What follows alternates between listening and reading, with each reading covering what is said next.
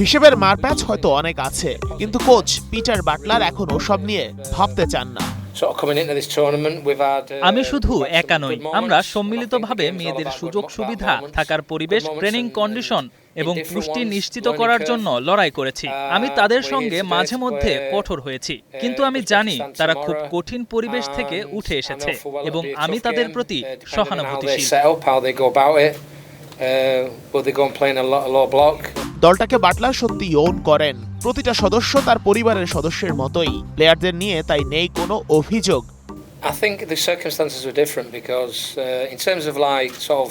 আমার নিজের 3টি সন্তান আছে, তাই আমি বুঝি সন্তান লালন পালন কেমন।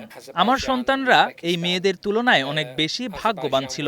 অনেকে হয়তো আমাদের অর্জনকে ছোট করে দেখেন এবং পুরুষ দলের সঙ্গে তুলনা করেন, কিন্তু আমি সারাদিন এটি নিয়ে কথা বলতে পারি। ফলাফল যাই হোক না কেন, আমি তাদের নিয়ে গর্বিত।